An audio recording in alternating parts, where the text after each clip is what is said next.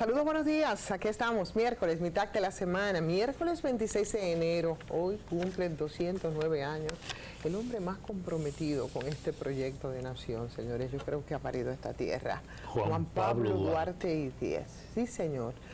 Así es. 1813 nace Juan Pablo Duarte. 1822, el proceso que ya sabemos todo que se dio. Y de ahí para allá, este joven nuestro, bueno, fue empezar a trabajar y a dar su vida para que nosotros seamos lo que pretendemos todavía en el día de hoy, Fernando. Ser una nación soberana, libre, independiente, libre y basada en la justicia. Así es, basada en la justicia, transparente, honesto como el que más, desprendido y hoy... Y con la política manejada como él lo planteó.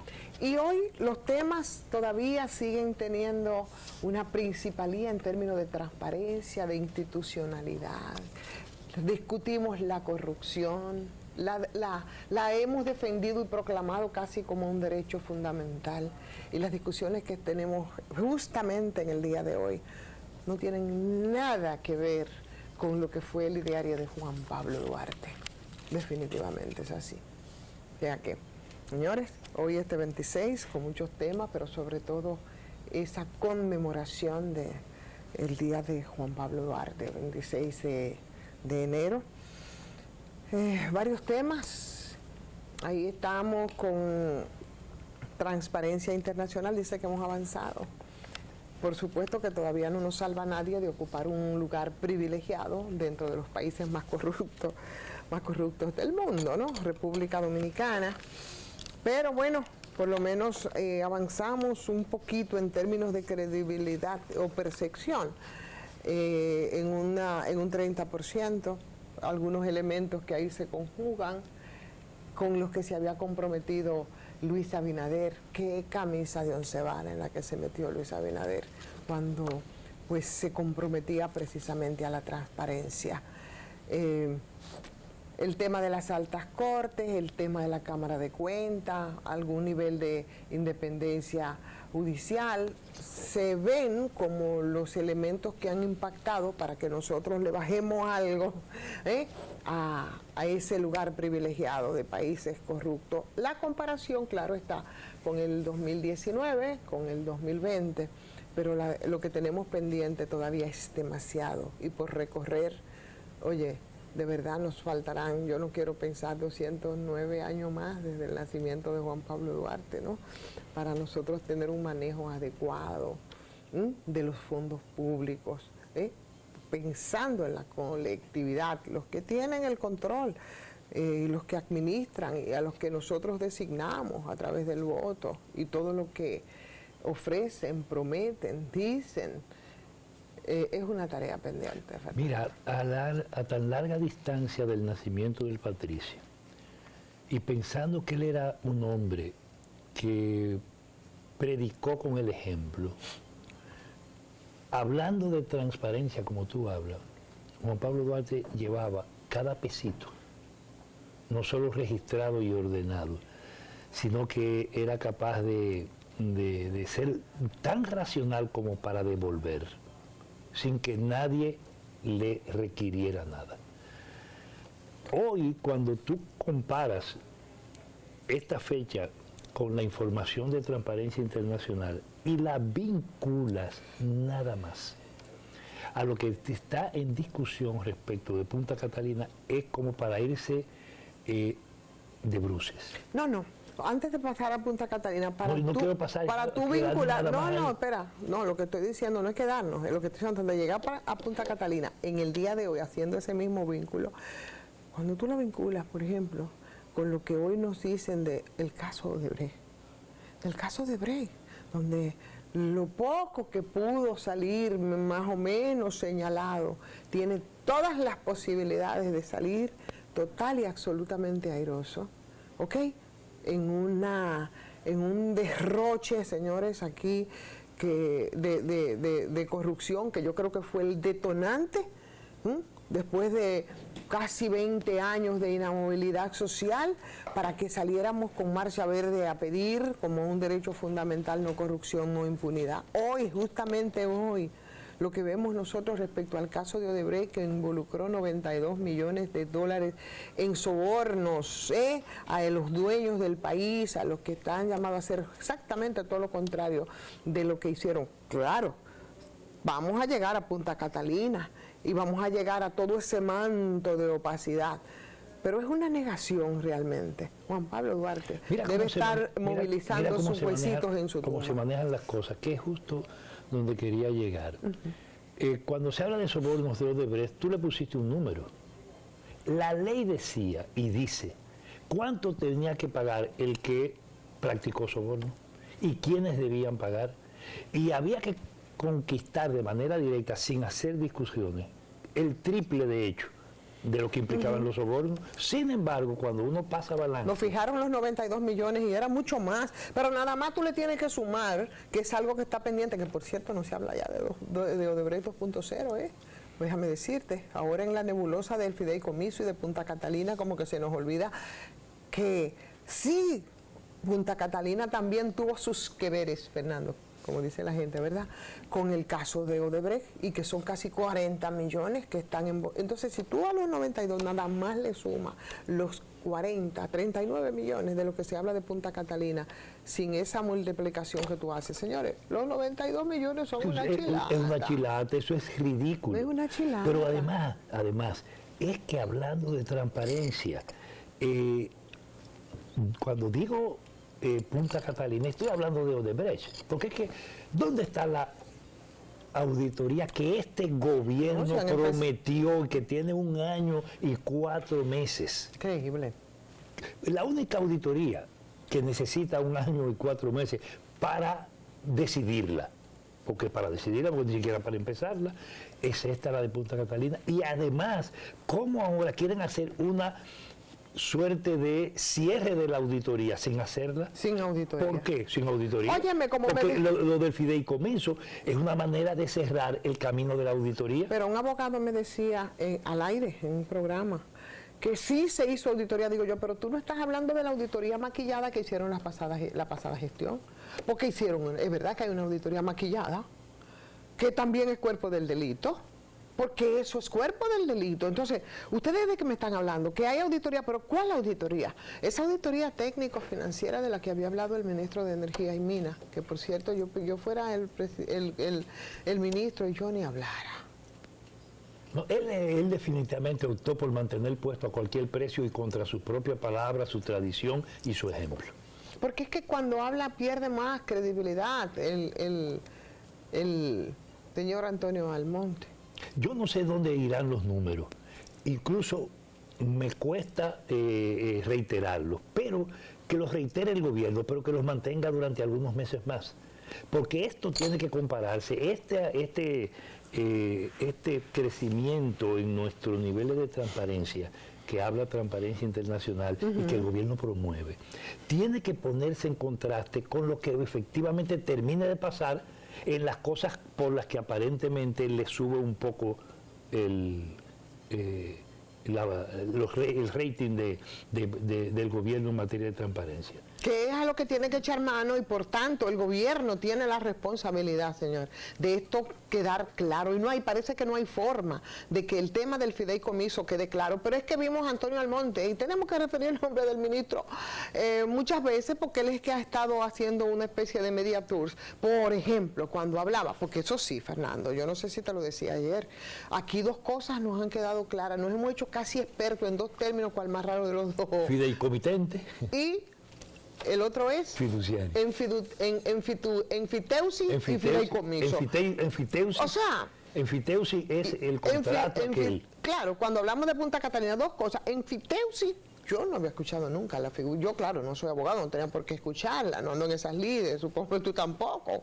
Pero yo no había escuchado nunca en mi vida la enfiteusis. Supongo que los abogados sí, ¿no? Tuvimos que a puro golpe bajarnos aprender qué es, señor, pero qué es lo que es un enfiteusis, que era una forma, el primer paso para que Punta Catalina siga el rumbo. Lo que yo no sabía era que iba a trillar el camino esta administración también, porque ellos han estado claros y son coherentes en lo que han estado haciendo. La figura de Enfiteusi fue otra cosa más que rentarle los terrenos al grupo Vicini cuando las condiciones estaban dadas para que fuera en Asua, porque era parte del negocio, porque arriba en las alturas todos se ponen de acuerdo y se entienden perfectamente. Y porque poniéndolo ahí, además, le iban a construir al grupo Vicini, y eso está en los periódicos, eso está incluso en el periódico del PLD, le iban a construir un puerto para alimentar carbón que iba a servir fundamentalmente después para de puerto también y de muelle para una zona de nanotecnología, de industria de punta del grupo Vicini. Entonces, ahora con todo el tema del Enfiteusi, ¿por dónde va la cosa? Bueno,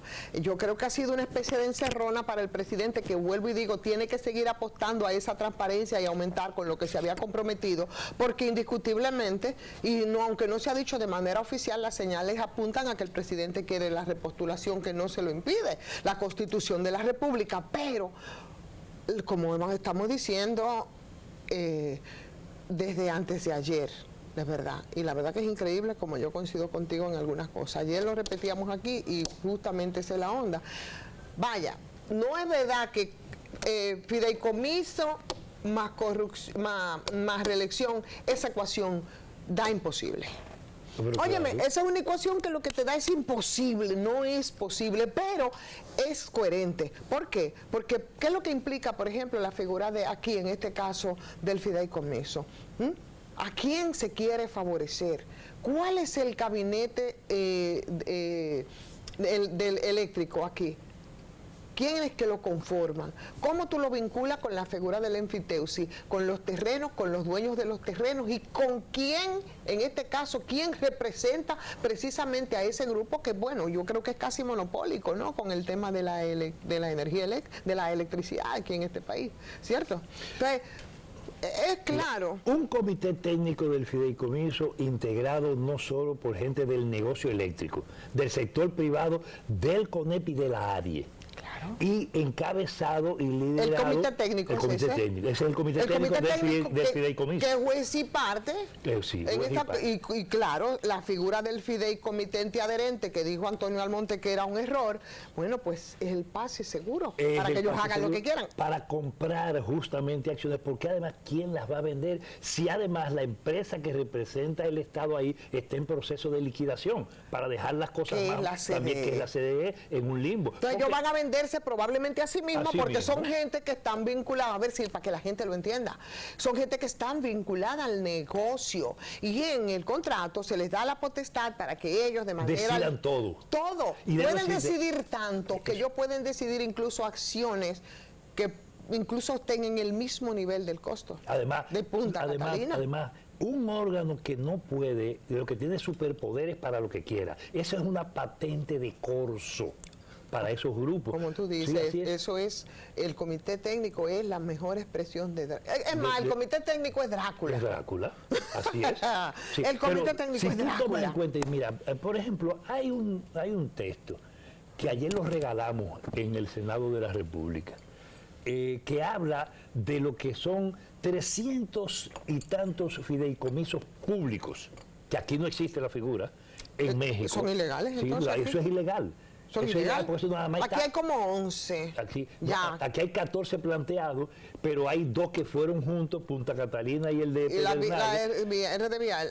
¿Cómo es? No, y el de Pedernales. El de Pedernales. Sí. Pero si tú tomas en cuenta lo que, en función de eso, cómo en México se llega a la conciencia, desde el punto de vista del gobierno y del Estado, de que los fideicomisos son el arte de desaparecer el dinero público. Y para eso... Pero esa es la figura del fideicomiso público allá, sí, que público, es legal. Que es legal allá. Okay. Que ha conllevado por encima de eso, precisamente porque es un mecanismo de depredación y de despojo del Estado, a que 284 de esos fideicomisos hayan sido definitivamente derogados o devueltos, echados para atrás por el presidente López Obrador. Que los había encontrado a ella. Porque los encontró, porque significaban justamente el robo absoluto al Estado, y estamos hablando de que esos fideicomisos entrañaban en México alrededor de 800 mil millones de pesos nada más, como un negocito, y son una parte. Ese es más o menos el 33% de todo se quedó solo el 33%, el 30% de los fideicomisos en proceso de averiguación, porque, y es una experiencia cercana. Y cuando usted analiza esos mismos fideicomisos en países desarrollados, se da cuenta que Inglaterra, Francia y Alemania volvieron hacia atrás con eso, los echaron por el suelo, los derogaron, que solo Banco Mundial y BITES andan en eso. Países con mayores niveles de desarrollo que República Dominicana. ¿Cómo es posible que ahora, mientras todos vienen de regreso, echando hacia atrás, devolviéndose de la mala práctica y de la barbaridad que esto significa, esto se ha exhibido como el buque insignia de este gobierno? Entonces, justamente los fideicomisos lo que significan es no transparencia. Igual que las asociaciones, la APP, lo mismo, porque andan de pareja. Andan de pareja, y lo mismo ha ocurrido, también ha habido una, ¿cómo se dice? Se ha revertido. ¿Se ha revertido? Sí, se han revertido igual. ¿Qué es lo que pasa, Ivonne? O sea, Punta Catalina entraña todo lo ilegal, todo lo que no es usual, todo lo que ya es obsoleto. Porque Punta Catalina viene y se empecinan en las fuñidas plantas a carbón con toda la contaminación que eso implica, cuando la mayoría de los países desarrollados deciden que no, que ya no más carbón, y simplemente... No, que el país está comprometido a una reducción del carbón en términos bastante sensibles, y aquí no se ha hecho absolutamente nada. En la cumbre de París, ¿no? Nos comprometimos a reducir sensiblemente al 2030. Y de ahí fue que vino Danilo con su idea de Punta Catalina, pero ven acá. Vino cambiando. Porque él se comprometió a una cosa, y uno de los puntos que se trataron ahí fue ese, y este señor de allá vino con su idea genial, porque ya andaban con los contubernios con Odebrecht, y eso lo que era simplemente parte de la corrupción. ¿Por qué el camino de Odebrecht? Porque el país tenía 2 plantas aprobadas con garantía soberana en Montecristi, y las abandonó, dejó eso en el aire para tomar el camino de Odebrecht, porque sabían que ahí estaba la bicoca del robo, de la estafa, de la corrupción. De ahí salió. Por eso, como dio el lugar, le adjudicaron la Punta Catalina. Ay, pobre Punta Catalina. A la pobre Punta Catalina se la adjudicaron a como dio lugar a Odebrecht, hasta inventándose un competidor virtual, que el Ministerio de Energía y Minas de ahora, que cambió Odebrecht, todo su discurso, lo denunció. Que nunca había hecho ni siquiera una lámpara humeadora como empresa eléctrica. No la había hecho Odebrecht nunca.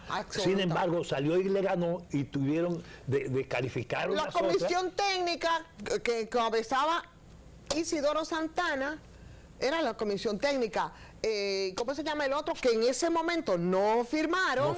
Porque precisamente por eso, porque ven acá. No quisieron comprometerse. No quisieron comprometerse por lo mismo que tú estás diciendo, pero estaba el señor Andy Dajuar, que era parte de la comisión económica. Porque bailen todas, porque ven acá. Y no solo de la Comisión Económica. ¿Dónde está él involucrado? Se trató de tachar a ¿Cómo es? Los codinomes. El único que se ha identificado. Él y hay otro.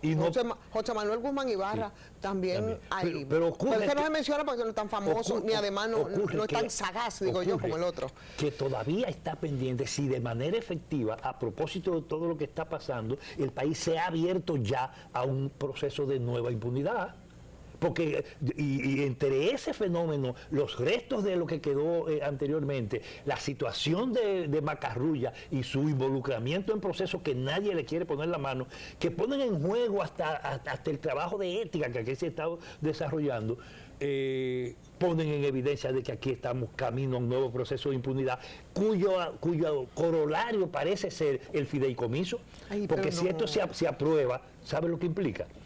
Que se echa por la borda todo ese proceso de lucha contra la corrupción, porque quedan liberados. Pero es que yo te voy a decir una cosa, que a eso es que tiene que aferrarse con uñas y dientes en medio del tema, por ejemplo, de la inflación, que vaya, digamos, analicemos que el fenómeno internacional, yo no soy economista, pero bueno, en líneas generales uno sabe que ha habido toda una situación con todo el tema de los combustibles y demás, el precio del petróleo y bla, bla, bla, el tema de la pandemia, y eso te da inflación, ¿no? Incluido incluso Estados Unidos, que yo creo que fue el que registró un mayor nivel de inflación en el pasado año, ¿no? Según las estadísticas, y que entonces suponemos que no es la responsabilidad del presidente de la República el alza de los precios, el impacto que eso tiene, el nivel de desempleo. Digamos que con ese tipo, por el combustible, digamos que ese tipo, no, estoy mencionando todas esas dificultades en las que pudiera, y eso habría que discutirlo, bueno, que hay elementos, ¿verdad?, foráneos que intervienen en ese caso. Y como eso es un problema que presiona y que también va derecho al tema de la confrontación, ¿no?, pudiera tener algunas argucias para defenderse en esos elementos, pero entonces tiene que aferrarse a qué. Hoy al tema de la transparencia y a eso es. Sí, pero la transparencia, hablando de transparencia, yo no quiero que nos salgamos de ahí todavía. No, que no nos vamos a salir, lo que no es para llegar de nuevo ahí, para decirte que necesariamente tienen que... Las dos cosas más graves de este gobierno, de este año y 4 meses, están asociadas a dos hechos que tocan lo contrario al tema de la transparencia. La discusión del Código Penal siempre se quiso excusar para venir con el tema de las 3 causales y con el tema del aborto. Y ocurre que lo que estaba de fondo ahí, y está de fondo todavía, es el tema de liberar de penas, reducir penas y liberar de procesos de condena a los otros. O sea, liberar a los procesos de corrupción anteriores, uno. Y lo que se quiere hacer con el fideicomiso es precisamente asegurar lo mismo en el tema del robo y de la estafa de Punta Catalina. Es que definitivamente... Entonces, ¿de qué transparencia puede estar hablando este gobierno? Pero lo que yo estoy diciendo no es que esté hablando de transparencia, que Leo está obligado, porque sería el único elemento que le quedaría frente a todas las dificultades a las que estamos haciendo referencia, a ver si tú me puedes entender o no me estoy explicando bien. El gobierno exactamente, tiene que aferrarse con uña y dientes a la transparencia, es lo que estoy diciendo. Yo no estoy diciendo que es transparente, es que tiene que hacerlo, porque si no, no le va a quedar nada, señor, que no sea, y déjame decirte, la marrulla. Y con esa marrulla, vamos a ir de un prontito a la pausa, Fernando, para que regresemos de nuevo con el tema, con Punta Catalina y el fideicomiso. Y el presidente de la República y su proyecto. Vamos a la pausa.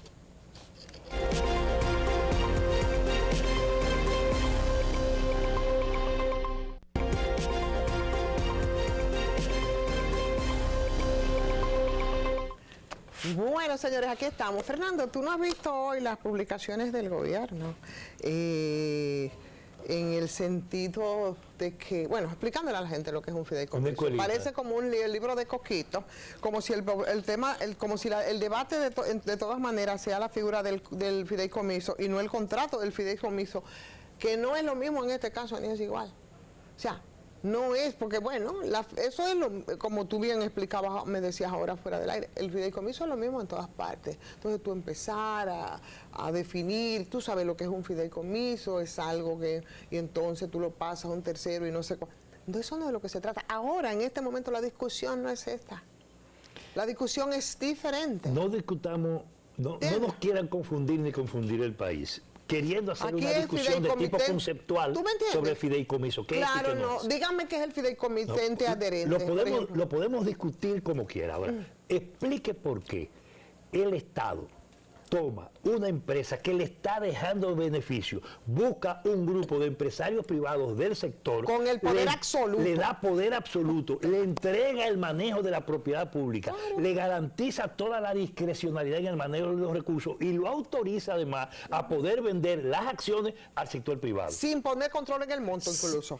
Y le autoriza también a manejarlo sin ningún tipo, óigame bien, sin ningún tipo de control de las leyes nacionales ya establecidas. Sin compras y contratación, eso no tiene nada que ver. Compras y sin administración no es pública. Nada, no significa nada, porque es un poder libérrimo de esa comisión técnica, que por demás no es una comisión que la conforma, por ejemplo, el ministro de Hacienda, ¿verdad? Vamos, poner una comisión con 2 o 3, entonces, si es totalmente estatal, como ellos dicen, por la fiduciaria, que es estatal y que esgrime... Es estatal ahora, pero que ellos la pueden cambiar. Está bien, pero esgrimen muchos elementos, vamos, aceptemos que sí, bien, eso es estatal, pero esa comisión técnica que decide que es la que realmente decide, es estatal. No me están hablando de que esa comisión técnica, en vez de Celso Marrancini, es, por ejemplo, el ministro de Hacienda. En vez de Giorgi Reynoso, en este caso... es el de Economía, es el de Economía, Planificación. O ¿cuál es el representante? El tesorero nacional. ¿Entiendes? Sí, no es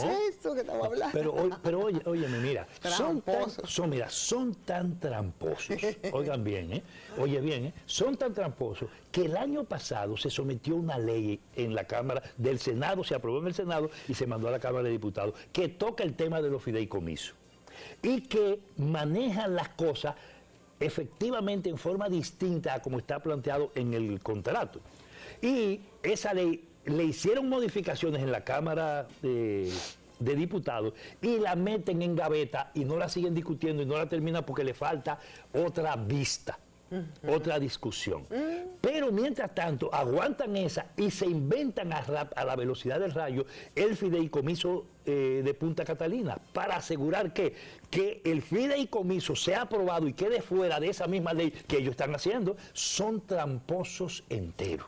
Se hacen trampa ellos mismos, porque al final de la jornada, a quien están de hecho engatusando desde la Cámara de Diputados al propio Senado, que mandó una ley discutida ya por él y aprobada por él, que habrá que discutirla también, examinarla de cara a la transparencia y a los que estamos discutiendo. Pero óyeme otra cosa, Fernando, yo creo que porque tampoco lo perdamos de vista. Hemos visto muchas voces que... Oye, la diferencia entre Pacheco y Eduardo Estrella está planteada también clarita, en términos de actitudes, por lo menos en principio. Claro. Ahora, otro asunto que yo creo que no debemos perder de vista, cuando hablamos incluso del capital político o del costo político, porque hay unos que quieren sacarle capital político y otros que tienen que pagar un costo político, definitivamente. ¿Y sabe quién lo va a pagar? El peor costo lo va a llevar el gobierno. No, lo va a llevar el presidente. O lo va a llevar el presidente de la República en sus pretensiones reeleccionistas, vuelvo y repito, a lo que tiene derecho. Y el capital político lo quieren sacar los partidos de oposición. Por ejemplo, ¿era posible que se aprobara eso en la Cámara de Diputados sin la participación de los legisladores del PLD y con partes? Por decirlo de alguna manera, no, pero las posiciones públicas son porque le quieren sacar capital político y también hay que denunciarlo. Óyeme, fíjate la dualidad. El discurso de Leonel Fernández, que también su legislador igual también lo aprobaron. El discurso de Leonel Fernández es uno y está planteando otro gancho. Sí. ¿Cuál que está planteando? Vista pública. ¿Vista pública de qué? Pero que además sus legisladores fueron y también lo aprobaron. Sus legisladores la aprueban. Y los del PLD y todos. Ojo, él plantea vista pública para situarse en una posición pseudo populista y querer conectarse con la intención nacional. Pero además hace otra cosa.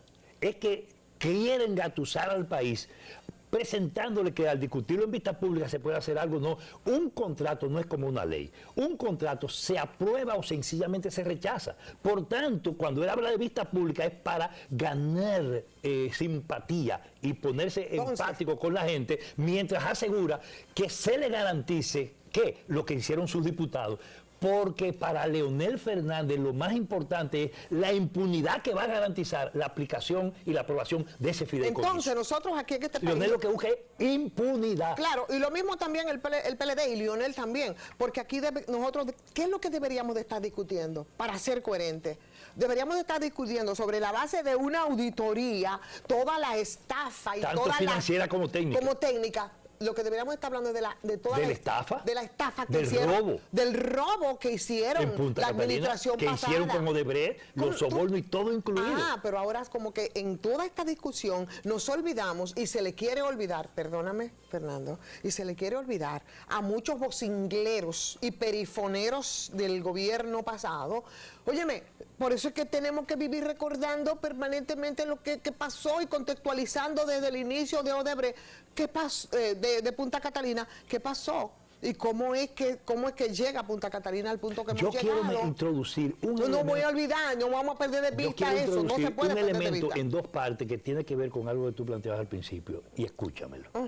El presidente de la República no tiene, legalmente no tiene problema, pero no tiene tiempo desde el punto de vista de la realidad política, de la cultura y de la tradición y nuestras instituciones y la psicología del pueblo dominicano, más allá de junio, para definir de manera definitiva de este año el tema de la reelección. Si no, no habrá reelección, por lo menos con posibilidades de imponerse.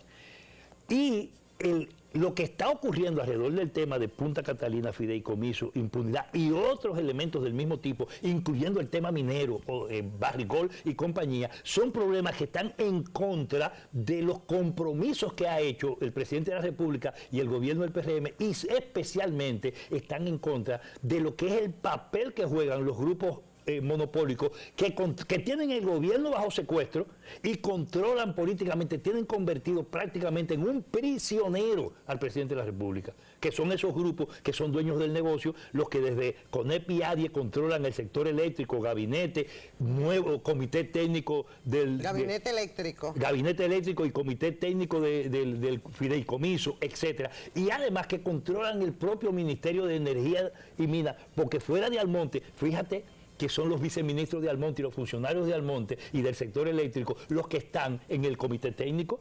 ¿Por qué eso se da? Porque esos grupos están determinando las cosas. Por eso, vamos, por ejemplo, ¿cuál es el papel procuran impunidad. ¿Cuál es el papel de Giorgi Reynoso? Un super viceministro, que además mira lo que le toca, encargado de cosas claves en el proceso de gestión desde el Ministerio de Energía y Minas. ¿Qué tiene que ver con el Consejo Unificado de las Sedes? No solo eso, sino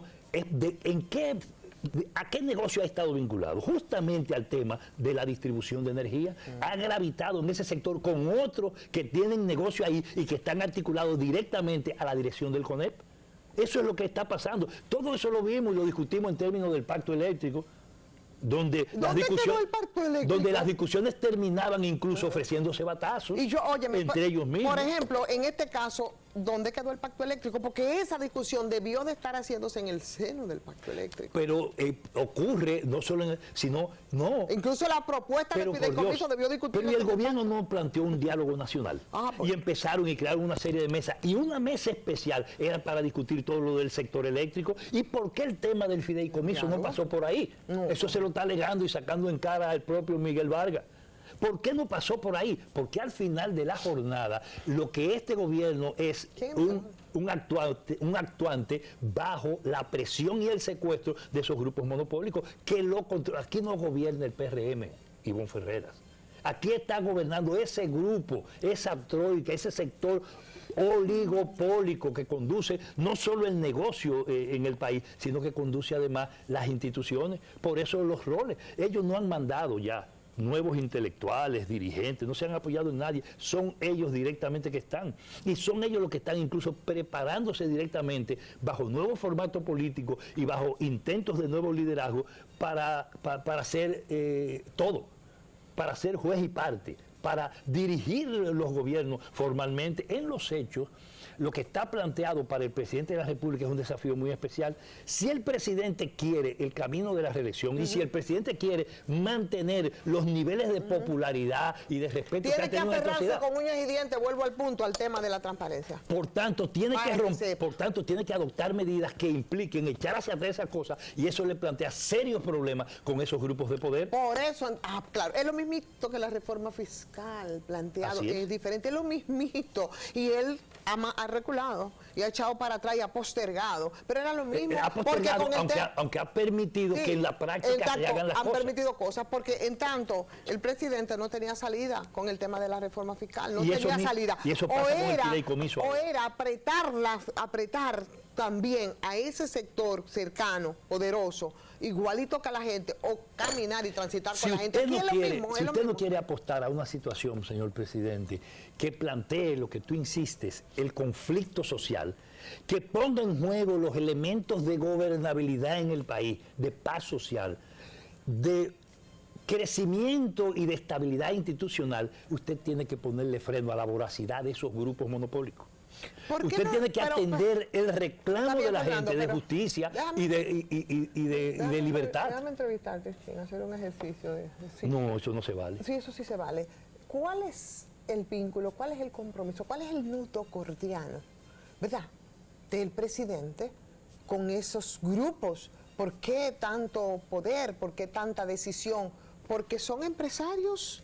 que es el ejercicio privado del presidente, que ahora no cuenta porque se supone que es un servidor público, ¿o qué? ¿Por qué no se puede zapatear? ¿No se puede sacudir? ¿Qué se lo impediría al presidente? Aquí no hay nada extraño. El presidente es un empresario y viene de una familia de tradición empresarial, lo cual no es un delito. Exacto, para nada. Perfecto, señor presidente. Ahora, usted dio el ejemplo, usted mismo, antes de usted ponerse la ñoña, usted dijo, mira, mi vaina, mi fortuna. Cogió toda su riqueza, su fortuna, una parte fundamental de ella, y las metió en un fideicomiso a lo que usted tenía derecho. Totalmente. Por tanto, el problema del fideicomiso no es un invento de ahora. Por tanto, a mí que no me digan que se equivocó o que puso tal cosa, no. De ese fideicomiso, usted que tiene que darle para atrás, usted es el único responsable. ¿Por qué? Porque eso está ahí. Ahora, ¿qué nivel de asociación tiene eso con lo que está pasando y con esos grupos? Y de compromiso que podría poner en juego incluso la propia repostulación del presidente de la República. Es que asegurarle a esos grupos que le sacaran el pie y que rompieran y frenaran al PLD, al PLD, a Danilo Medina, primero con la reelección y después que frenaran al PLD para facilitar el ascenso de una versión política diferente, está asociado a tres cosas. Número uno, a la necesidad que había aquí de que no se afectara la gobernabilidad, y esa era la presión norteamericana. Número dos, que no continuara el proceso de brutal corrupción que había en la República Dominicana, por lo que eso implicaba a nivel internacional en materia de transparencia y el papel de los organismos multilaterales, etcétera, y la corriente de América Latina.